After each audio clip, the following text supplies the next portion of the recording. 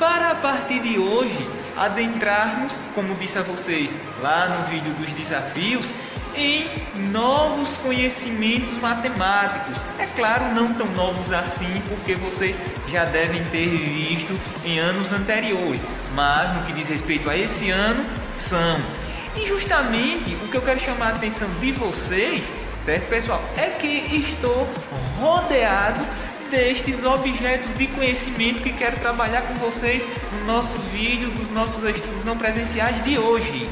Por exemplo, se vocês olharem ali para as janelas da sala de aula, percebam, né, o tipo de forma que temos ali. Olhem atentamente, certo, galerinha? Por exemplo, se nós olharmos aí para as paredes da sala, veremos também algumas formas aí nos pisos, certo, pessoal? Vocês podem ver aí nos pisos que eles também possuem o que eu quero abordar com vocês.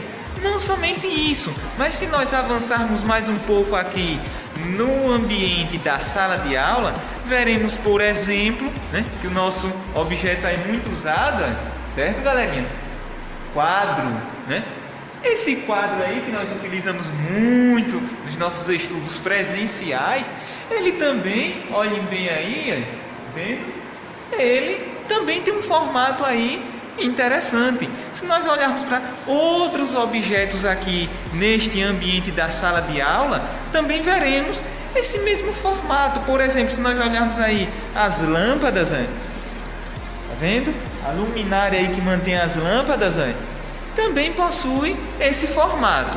E aí, galera, perceberam uma semelhança entre esse formato que quero trabalhar aqui com vocês nos nossos estudos de hoje? E aí, pessoal, alguém saberia, alguém arriscaria aí dizer o nome, levando em conta o que já estudamos aí? Vocês sabem, eu sei disso, certo, galera? Deste tipo de ente geométrico. E aí, galera, o que é que esses objetos que mostrei aí para vocês têm em comum?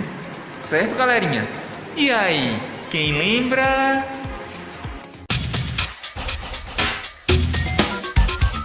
Vamos pensar um pouco. Então, pessoal, nós vimos aí, né, exemplos práticos de objetos do dia a dia, no nosso caso de sala de aula, como por exemplo, nós vimos aí, né, as janelas, vimos aí os pisos da sala de aula, o quadro, vimos também a luminária e, na verdade, há outros objetos na sala de aula, e não só na sala de aula, né, mas no dia a dia, que também tem algo em comum com estes aí que eu já apresentei para vocês. Temos, por exemplo, as portas das salas, os pisos. E aí a grande pergunta, vamos pensar um pouco, né?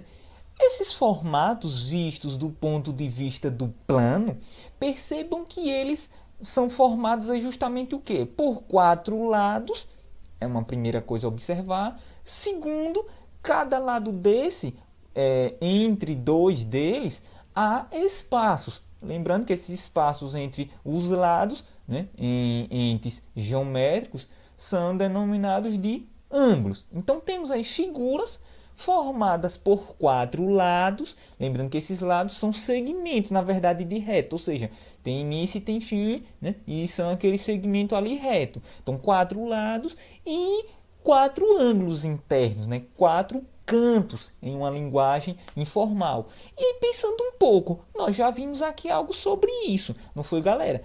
Esses tipos de figuras são denominadas justamente de quê? De polígonos. Beleza, galera? Lembrando que o poli quer dizer vários e o gônus ângulos, né? Vários ângulos. Só que nesses casos em particular, percebam que nós temos apenas o quê? 4 ângulos, né? Que é a consequência dos 4 lados. Por haverem 4 lados, nós teremos aí 2 a 2 que se encontram formando ângulos, ou seja, 4 ângulos. E aí nós teremos o quê? Figuras, né? Polígonos, que em particular, por conta dessa quantidade de elementos que eles possuem, nós denominamos aí estes polígonos de quê? De, quem lembra? Isso, né? E nosso estudo de hoje é justamente sobre eles, né? Os quadriláteros, beleza, galera? Ou também quadriângulos, certo? Como nós vimos aqui, os polígonos podem ter nomenclaturas com respeito ao número de ângulos e número de lados. Então, quadriângulo, né, 4 ângulos, ou quadriláteros, 4 lados. Então, justamente sobre esses polígonos aí que estaremos explorando neste vídeo de hoje, do nosso estudo não presencial. E sobre esses polígonos aí, os quadriláteros, ou quadriângulos, quero explorar com vocês alguns tópicos específicos. É claro que os dois primeiros tópicos aí já são, né, conhecidos de vocês. Questão dos elementos e da convexidade dos quadriláteros, ou quadriângulos, e a questão também da soma dos ângulos internos de um quadriângulo ou quadrilátero.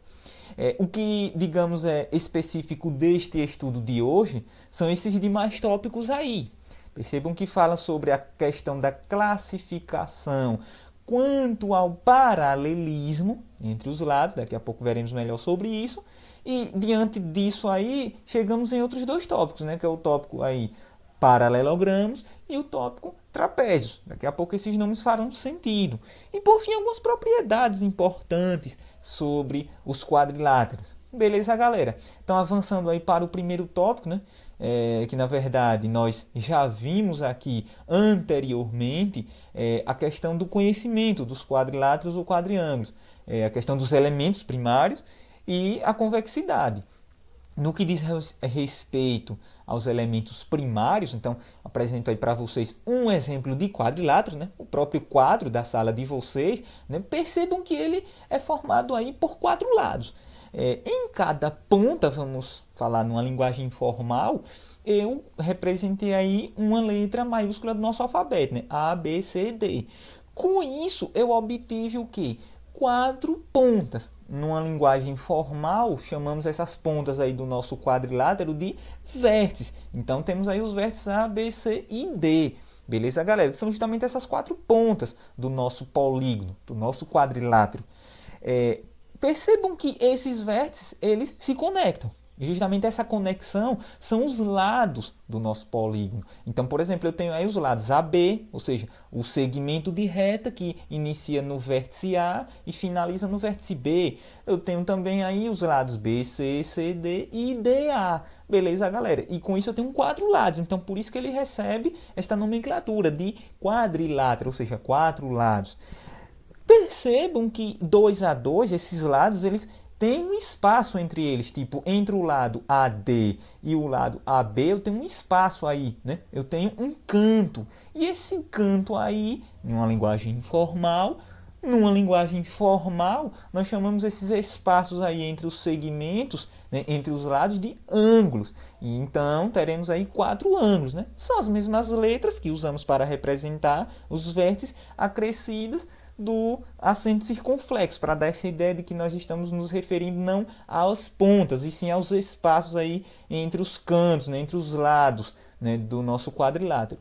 E diferente do triângulo, o quadrilátero ele possui diagonais, ou seja, os segmentos internos no nosso quadrilátero que conectam vértices que não possuem ligação inicialmente. E no nosso quadrilátero aí ABCD, percebam que eu tenho os lados AC, que não tinham uma conexão inicial, e BD. Então, justamente esses segmentos que conectam esses vértices que não possuem uma conexão inicial é que denominamos de diagonais. Então, os quadriláteros são os polígonos mais simples que possuem diagonais. Já triângulo não tem diagonal porque todo mundo conecta-se com todo mundo.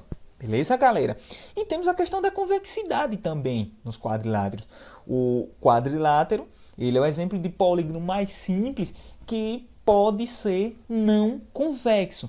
Lembra que nos triângulos, nós vimos aqui no nosso estudo de ampliação do estudo dos triângulos, que não há como eu fazer uma entrada, obter uma entrada para o interior do triângulo ou seja, tentar obter um triângulo não convexo sem o quebrar. E na verdade, se eu faço essa quebra no triângulo, eu já vou obter um lado a mais. Então, na verdade, ele já deixa de ser triângulo.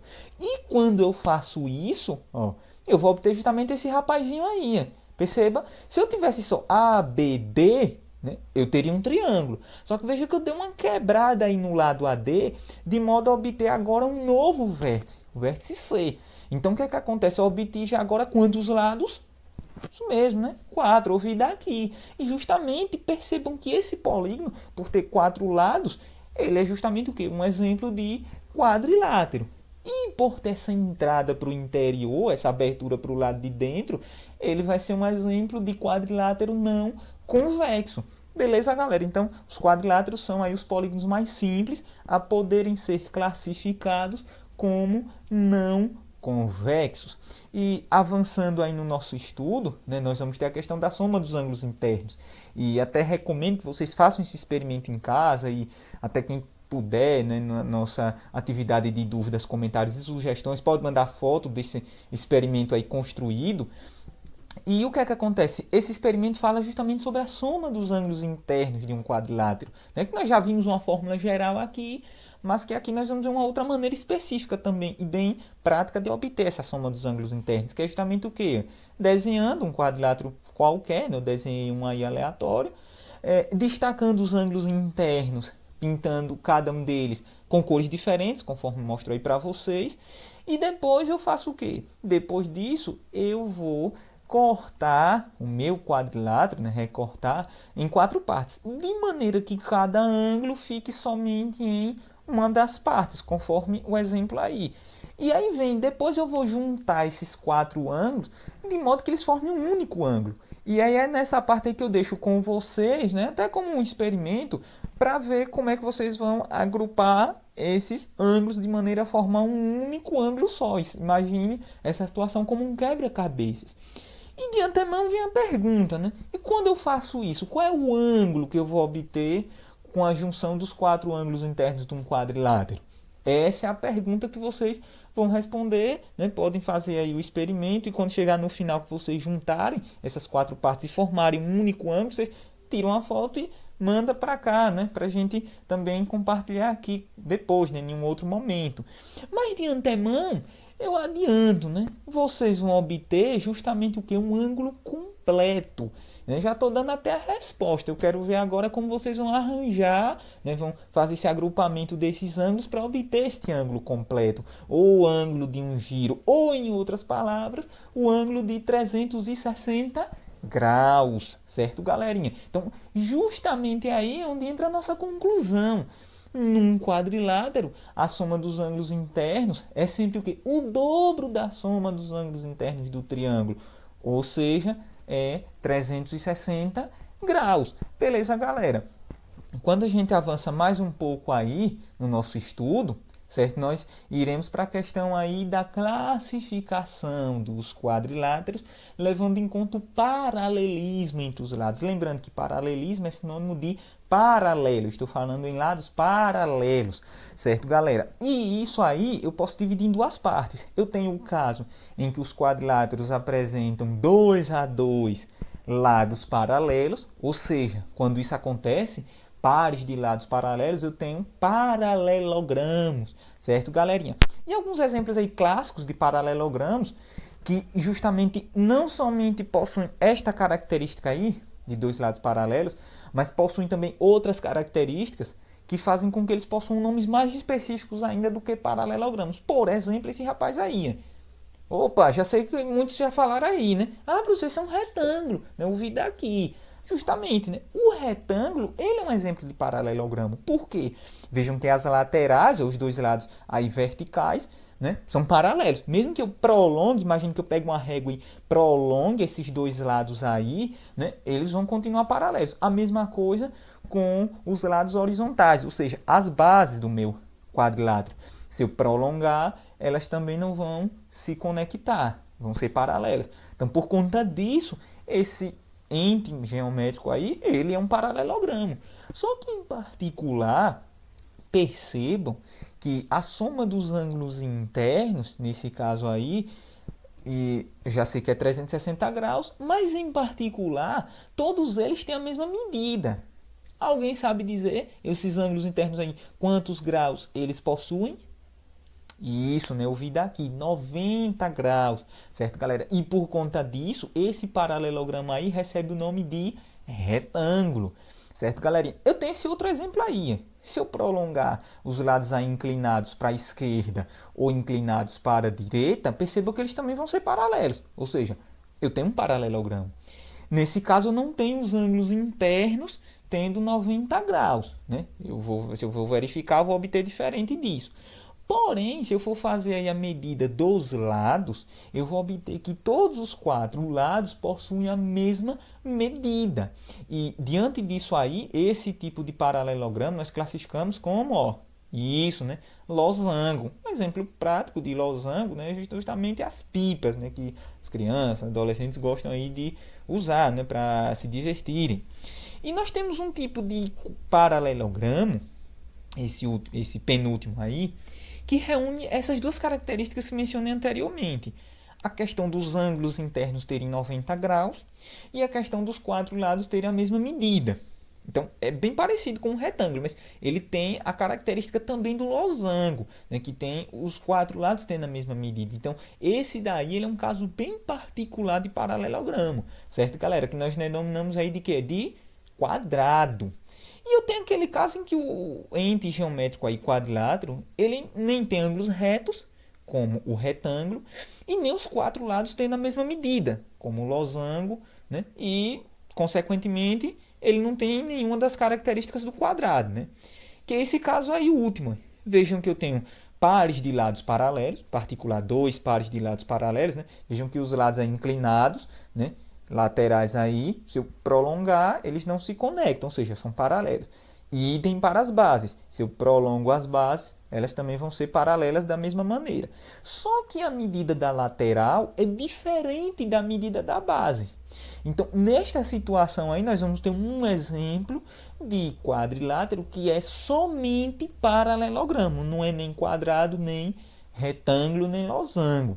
Beleza, galera? Ele é só paralelogramo.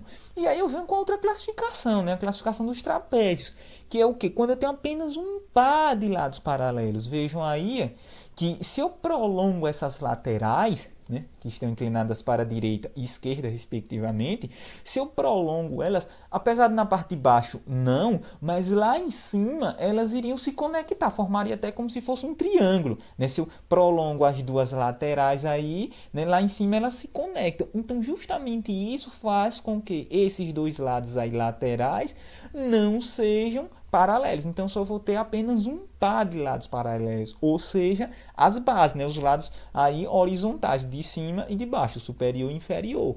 Então, nesse caso aí, desse tipo de quadrilátero com essas características, dizemos que ele é um trapézio. E aí os trapézios podem ser classificados de acordo com alguns aspectos. Por exemplo, esse primeiro aí, observem que as laterais possuem a mesma medida.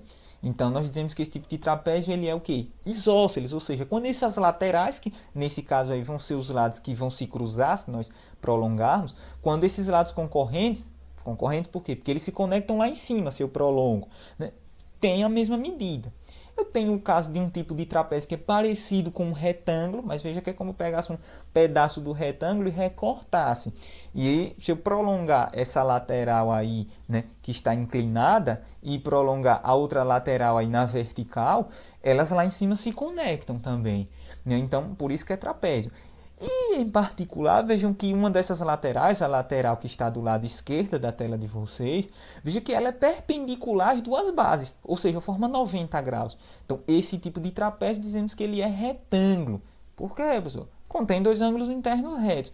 E eu tenho aquele trapézio que é bem diferentão dos demais, né? Todos os 4 lados têm medidas diferentes, certo? As bases paralelas, a base menor lá em cima, né? A base superior, a inferior lá embaixo, as bases são paralelas, mas as laterais, se eu prolongo mais um pouquinho ali, lá em cima elas se conectam. Por isso é trapézio. E nesse caso aí, como os lados têm todos medidas diferentes, dizemos que ele é um trapézio escaleno. E aí, por fim, galera, nós chegamos nas propriedades, né? Nós temos aí algumas propriedades, né, dos paralelogramos. Primeiro que nos paralelogramos, os ângulos opostos, eles são o quê? Congruentes. Beleza, galera? É uma propriedade lá dos paralelogramos. Os ângulos opostos, nesse caso aí AC e B e D, vão ser congruentes, nessa ordem que mencionei para vocês. Tem uma segunda propriedade que em todo paralelogramo os lados congruentes, né, eles são opostos, ou os lados opostos são congruentes. Nesse caso aí, né, eu tenho que AB e CD, que são lados opostos, são congruentes, e tem os lados AD e BC, que são opostos e também são congruentes. E tem uma terceira propriedade, né, que todo paralelogramo, né, em todo paralelogramo, as diagonais elas cortam-se ao meio, ou seja, AC, nesse paralelogramo aí, e BD.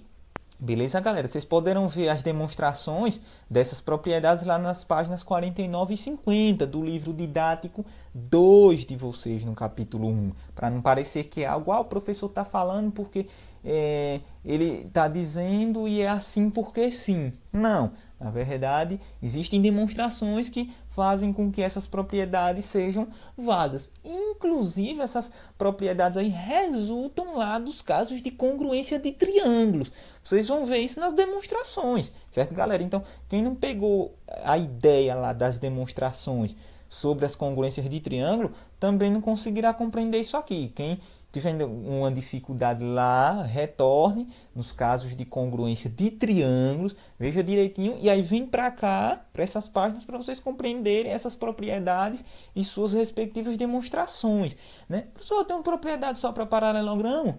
Não. Tem também aí para retângulo, as diagonais de um retângulo são congruentes, ou seja, possuem a mesma medida. Vocês vão poder ver isso lá na página 51, a demonstração disso. E vocês também têm propriedades para losangos, né? Que diz que as diagonais de um losango elas são perpendiculares entre si, né? Ou seja, elas formam 90 graus, uma com a outra. E estão contidas nas bissetrizes dos ângulos internos do losango. De novo, né? Veja que isso aí, né? Bissetriz, está falando lá dos elementos secundários de triângulo, né? E para essas demonstrações, de novo, né? Lá na página 52, nesse caso específico dos losangos, vocês precisarão aí, né, de retomar os casos de congruência de triângulos e os elementos secundários. E por fim, temos uma propriedade aí, né, super importante no que diz respeito aos trapézios. Beleza, galera? Que fala sobre a base média de um trapézio, né? Lembrando que as bases aí, nesse caso desse trapézio aí, A, B, C, D, né? Eu tenho que as bases são AB, a base menor, e CD, a base maior. Lembrando que as bases são os lados na horizontal. E percebam que as laterais aí, que são AD e BC, respectivamente, né, são os lados aí que são concorrentes. Se eu prolongar eles se encontram lá em cima. E cada lado desse, eles possuem seus respectivos pontos médios. O lado AD tem um ponto médio M, o lado BC tem o ponto médio N.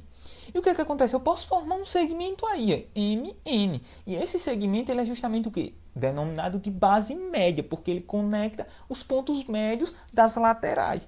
E há uma propriedade bem massa para determinarmos a medida deste segmento, ou seja, desta base média, com base nas outras duas bases.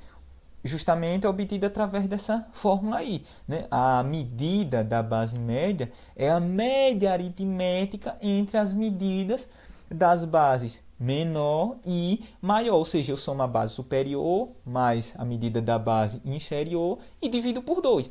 O resultado é justamente a medida aí da base média do trapézio. Beleza, galera? E com isso, encerramos aí os nossos objetos de conhecimento do capítulo 1, né, do livro didático 2, né? E espero que vocês tenham compreendido, pegado aí os principais tópicos relacionados aos nossos estudos aí ao longo desses dias.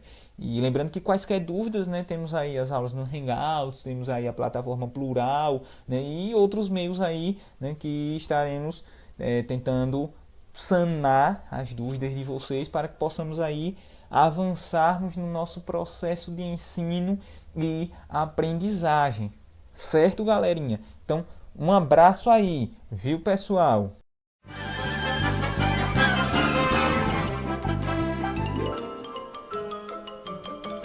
Isso é tudo bem, pessoal. Como vocês estão? Espero que estejam bem. Aqui quem fala é o professor Dasley. E lembrando que aqui a área do saber é matemática. Neste vídeo de hoje, pessoal, quero aqui discutir com vocês as questões que foram propostas no nosso estudo não presencial de terça-feira, do dia 25 do mês de agosto, com respeito aí ao estudo do objeto de conhecimento quadriláteros. Lembrando que estas questões elas estão contidas aí no livro didático de vocês, livro didático 2, capítulo de número 1, nas páginas de número 48, certo, pessoal? 50 e 56. E elas tratam justamente sobre esse objeto de conhecimento.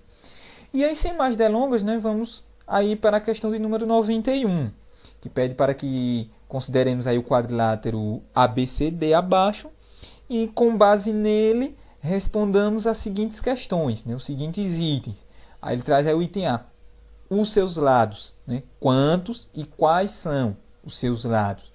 Lembrando que os lados eles são segmentos que formam o quadrilátero.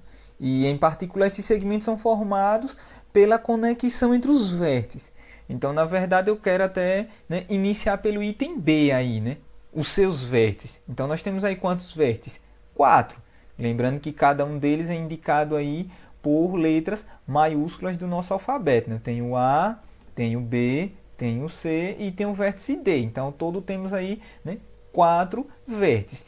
E aí, voltando para o item A, os lados vão ser justamente os segmentos que possuem como pontos iniciais e finais esses vértices aí. Então, seguindo a ordem, nós vamos ter aí o lado AD, vamos ter o lado DC, vamos ter o lado CB e, por fim, o lado BA, ou seja, 4 lados. Por isso que ele tem o nome de quadrilátero. E só lembrando, né, que nos lados nós colocamos aí, né, uns segmentozinhos em cima das letrinhas para indicar justamente que estamos falando aí sobre esses lados. Lados que iniciam em um vértice e finalizam no outro, certo, pessoal? Não podemos esquecer de colocar isso aí na hora de escrever quais são. E lembrando que nesse caso a mesma coisa, né? Nós vamos ter aí quantos lados? Isso, né? Vamos ter 4 lados também. Por isso que recebe o nome de quadrilátero. Item C, que fala sobre as diagonais vão ser justamente o quê?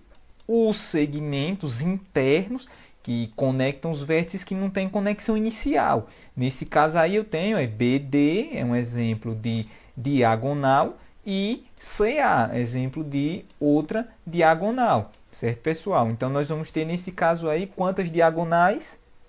Isso mesmo, né? 2 diagonais. E, em particular, elas vão ser aí CA, que nós acabamos de ver, e BD, certo, pessoal? Que são os segmentos, são os vértices que não tinham conexão inicialmente. E aí utilizamos aí, né, a nomenclatura CA com o segmentozinho em cima para significar que estamos falando de um segmento que começa no ponto A e começa no ponto C e finaliza no ponto A. E a mesma coisa aí para o BD, né? É um segmento diagonal que começa em B e termina em D. E por fim, os ângulos internos. Lembrando que os ângulos internos vão ser justamente as mesmas letras aí que usamos para representar os vértices e D. Aí a diferença é que essas letras vão ser acrescidas do acento circunflexo para dar essa ideia de que estamos falando aí sobre ângulos e não sobre vértices, certo, pessoal? Que é uma confusão muito comum. Os vértices, eles são os pontos de encontro entre os lados. Já os ângulos são os espaços internos que são formados pelo encontro desses lados. Beleza, galera? Por exemplo, quando eu falo do ângulo A, eu estou falando justamente desse espaço aqui. Ó. Perceberam? Ângulo A. Estou falando desse espaço aí. Idem para os demais. E nesse caso aí, né, a quantidade de ângulos também é 4, né? Ou seja, eu posso chamar de quadrilátero ou posso chamar também de quadriângulo. Beleza, pessoal? Questão de número 92, né, pede para que vocês desenhem um quadrilátero convexo. Então, isso aí eu vou deixar a cargo de vocês, né, desenhar um quadrilátero convexo. Lembrando que quadrilátero convexo ele não tem entrada para o lado de dentro. E identifica os ângulos externos. Então, veja só, nesse caso aí, eu vou aproveitar até o próprio desenho da questão 91 para fazer essa diferenciação entre ângulo interno e externo. Quando eu estou falando do ângulo interno, nesse caso aí, por exemplo, esse ângulo A é um exemplo de ângulo interno, ângulo localizado do lado de dentro. O que é o ângulo externo? O ângulo externo é o seguinte, imagine que eu pego esse lado BA aí, e prolongo ele, ó. Perceberam? Fiz um prolongamento aí, né, nesse lado BA. Agora ficou BA e continua, né? E o que é que acontece? O ângulo externo vai ser justamente o quê? O ângulo que, somado com o ângulo interno, resulta em 180 graus. Então, nesse caso aí, um exemplo de ângulo externo ao ângulo interno A, é esse ângulo que eu acabei de colocar em verde aí. Veja que ele, juntamente com o ângulo interno A, formam 180 graus. Né? São ângulos suplementares. Então, um ângulo externo, ele é um ângulo que, somado com o ângulo interno, dá 180 graus. Então, vocês vão fazer algo parecido aí, né? Esse suplemento de ângulos para cada ângulo interno desse. Beleza, galera? Avançando aí para a questão número 93, né? Ela pede o seguinte, né? Qual é a fórmula que indica a soma dos ângulos internos de um polígono convexo de n lados?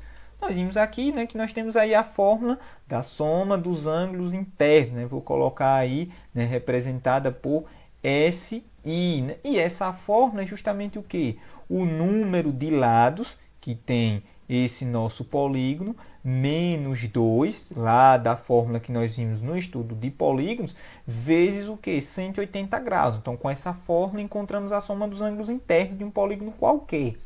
E aí o item B pede o seguinte, como podemos obter essa fórmula usando, né? Como podemos obter essa soma usando a fórmula do item A, ou seja, nesse caso aqui, do item A, no caso do quadrilátero convexo. O quadrilátero convexo, nós sabemos o quê? Que no caso particular dele, do quadrilátero ou quadriângulo, o número aí de lados é justamente o quê? 4. E aí, levando isso em consideração, é só fazer o que? Pegar essa fórmula aí e fazer a substituição. Então, portanto, eu vou ter o que? Que a soma dos ângulos internos para o quadrilátero vai ser o n, ou seja, 4, né, menos 2 vezes 180. E quando eu faço essas contas aí, eu vou obter justamente o que? 4 menos 2, 2, né? Vezes 180, vou obter o quê? 360 graus. Então, portanto, nós vamos ter que a soma dos ângulos internos de um quadrilátero, né, qualquer, convexo, é sempre o quê? 360 graus, certo, pessoal? Isso por meio da fórmula. Já na questão 94, ele pede para que façamos o experimento que eu comentei com vocês aqui no nosso vídeo passado. Beleza, galera? Vocês vão pegar esse desenho aí, né? Um desenho, né, parecido com esse, ou vocês podem fazer do jeito que vocês quiserem, desde que seja um quadrilátero.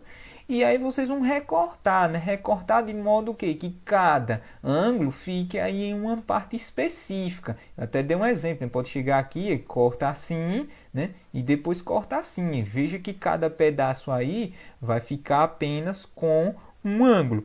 E depois só é vocês juntarem esses pedaços de modo a formar um único ângulo. Quando vocês fizerem isso, vão perceber justamente o que é que vai acontecer. Vocês vão obter algo desse tipo aqui. Lembrando que cada parte dessa aí, vocês vão obter um ângulo de cor diferente. Né? Eu vou dar só a ilustração para vocês terem aí uma ideia de como é que vai ficar o desenho. Vocês vão ter, por exemplo, um ângulo azul. Eu vou colocar ele aqui, por exemplo. Vocês vão ter o ângulo amarelo. Vou colocar ele aqui. Por exemplo, vocês vão ter o ângulo lilás, vai estar por aqui. Vocês vão ter o ângulo verde, né, que vai estar aqui. É só para vocês terem uma ideia de como é que vai ficar a junção desses quatro ângulos. E percebam, né, justamente que esse ângulo aí, formado pela soma dos quatro, é justamente o que? Um ângulo de um giro, ou seja, um ângulo completo. Um ângulo de quantos graus? De 360 graus. Beleza, galera? Isso, né, coincidindo com a resposta lá do item anterior, utilizando a fórmula. Na questão de número 95, vocês vão partir desse suposto aí, né, para poder fazer o seguinte: completar cada situação a medida do ângulo que falta. Por exemplo, no item A ele diz aí, né, se um quadrilátero ABCD de ângulo A medindo 45 graus, ângulo B 100 e ângulo C 48, o D vai medir quanto? Então, para vocês fazerem isso, basta vocês somarem as medidas dos ângulos que vocês têm já aí na situação. Nesse caso, vocês têm o quê? 45, né, mais 100 graus e mais 48. Então, vocês vão fazer essa soma aí desses ângulos que vocês já obtiveram aí.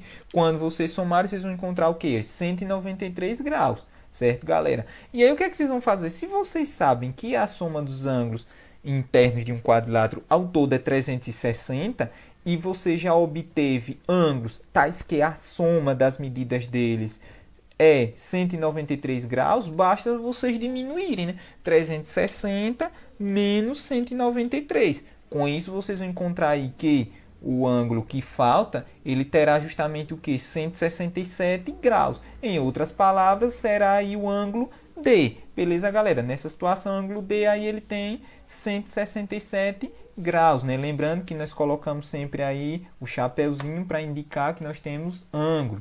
Beleza, galera? A mesma coisa eu vou fazer para os outros dois itens, né? Ele diz aí, se um quadrilátero tem dois ângulos retos, ou seja, se dois ângulos retos, né, então eu tenho o quê? 90 mais 90, né? 90 mais 90, cada um, né, é um ângulo reto. Isso aí já dá 180, né? E diz que mais um ângulo de 66, então, fazendo essa soma aí, eu vou obter o quê? 180, né, mais 66, ou seja, 246 graus, certo, pessoal? E obtendo aí esse valor, né, 246 graus, basta agora eu fazer o quê? Basta agora eu pegar a soma total, que nós sabemos que é sempre 360, e diminuir por isso aí que nós já encontramos, ou seja, 246. Se nós fizermos aí essas contas, nós vamos encontrar aí que o quarto ângulo, ele terá quantos graus? E isso, né, terá 114 graus, certo, galera? Será a medida do quarto ângulo aí. Esse item aí C vou deixar para vocês, né? Como uma tarefinha para ver se vocês conseguiram pegar aí a ideia proposta nessa questão. Beleza, galera? Avançando aí agora lá para a página de número 50, onde fala especificamente sobre o estudo dos paralelogramos, vejamos que a questão do número 98, ele pede para que completemos a seguinte demonstração, né? Que M, ou seja, a medida do ângulo A, é igual à medida do ângulo C e a medida do ângulo B é igual à medida do ângulo D. Essa questão também eu deixarei aí para que vocês observem as afirmações que são apresentadas na página 49, na página, né, na própria página 50, que são afirmações sobre o estudo aí dos paralelogramos, e tentem aí completar, né, e de maneira que o que vocês completarem faça com que vocês encontrem essa congruência entre as medidas dos ângulos, certo, galera? Mas nós também iremos aqui depois falar posteriormente sobre essa demonstração aí. Mas a priori vou deixar ela como tarefinha para vocês. Indo para a questão número 99, que pede para que vocês calculem as medidas dos quatro ângulos internos dos paralelogramos. Para isso, vocês terão que levar em consideração aquela propriedade sobre a congruência de ângulos internos em paralelogramos, certo, galera? Todo paralelogramo, os ângulos opostos, eles são o quê? Congruentes. Em outras palavras, eles vão ter o quê? A mesma medida. Então, se por um lado eu tenho aí 5x nessa extremidade aqui, nesse ângulo, e por outro eu tenho 3x mais 22 graus, e eles são opostos, notoriamente isso é claro aí, então significa que eu vou ter o quê? Ângulo de 5x igual ao ângulo de 3x mais quanto? 3x mais 22 graus. Opa, né? Encontramos justamente aí, né, uma equação para resolver. Certo, galera? Se resolvemos essa equação, né, passando letra para um lado, número para outro, nós vamos obter aí, né, que 2x, porque eu passo, como nós costumamos dizer, né, o 3x para o primeiro membro, e aí ele vai ficar com sinal de menos, e diminuindo 5x menos 3x, eu obtenho 2x. 2x igual a quanto? Igual a 22 graus. E esse x aí, para isolar ele, basta passar com uma divisão lá para o segundo membro. E com isso eu vou obter que o ângulo x, a medida dele vai ser quanto? Isso, né? 11 graus, certo, galera? Isso a medida de x.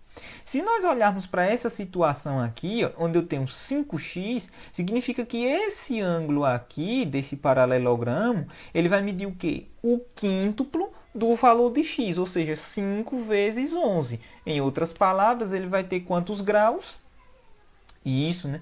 55 graus, certo, galera? Então, já vou obter aí desse lado um ângulo de 55 graus. Certo? Significa dizer que se esse lado é 55, o outro lado aqui também será o quê? 55. Por quê? Porque nós não acabamos de dizer que os ângulos opostos num paralelogramo são congruentes, ou seja, tem a mesma medida. Então, se lá tem 55 e aqui é oposto ao ângulo de 55 graus, esse outro ângulo inferior aqui também terá 55. Professor, tem certeza? Sim, se vocês quiserem tentar de outra maneira, só é substituir aqui. 3 vezes 11, já que o valor de x é 11, 3 vezes 11 mais 22. Né? 3 vezes 11 nós multiplicamos primeiro do que fazer a adição. Né? Então, 3 vezes 11, 33. Se somarmos 33 mais 22, já vamos obter o quê? Isso, né? 55. Agora, nós sabemos também, por outro lado, que os outros ângulos, né? No caso, esse ângulo aqui superior e esse outro ângulo aqui inferior, que são opostos, eles também vão ter o quê? A mesma medida, vão ser congruentes. Eu sei, lá da página 48, que a soma dos ângulos internos é o quê? 360 graus. Isso em um quadrilátero. Beleza, galera? Eu já tenho dois ângulos aí, né? 55 graus e 55 graus.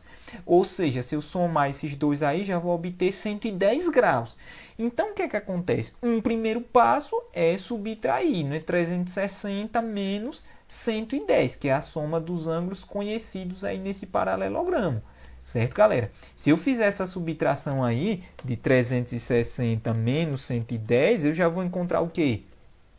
Isso, né? Vou encontrar 250 graus que sobram para os outros dois ângulos aí. Se os outros dois ângulos são iguais, ou seja, tem a mesma medida, então significa que só é pegar esse 250 e dividir por 2. Ou seja, se eu faço essa conta aí, né, do 250 dividido por 2, eu vou obter os outros ângulos tendo quantos graus?